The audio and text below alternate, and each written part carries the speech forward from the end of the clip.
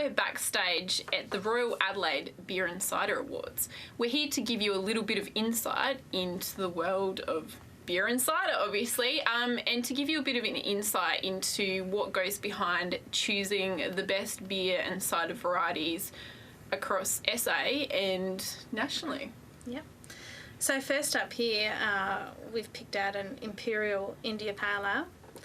So we tried one of these during the judging, and it was certainly one of the clear favourites amongst all of the judges. Yeah. So Carla and I were lucky enough to be chosen on the celebrity judging panel. So that's where we're giving you a little bit of insight from our time during that. We've got all the testing notes from when we were in there, which are also used for the official awards. Yeah.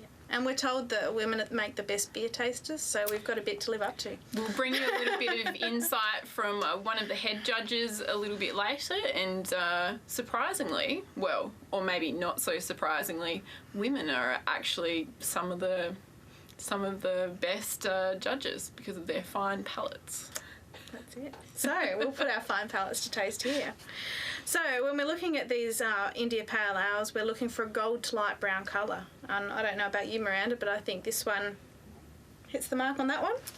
Yeah, you've just got to hold it up to that light, and that colour definitely stands out. Absolutely. So.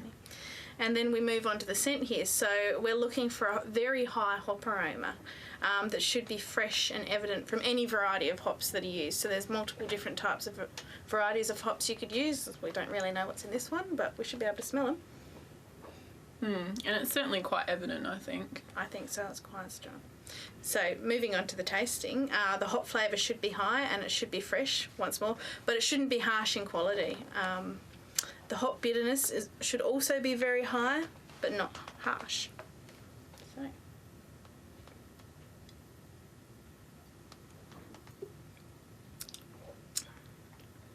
I can taste the hops. Most definitely. And we're also looking here for a fruity ester flavour.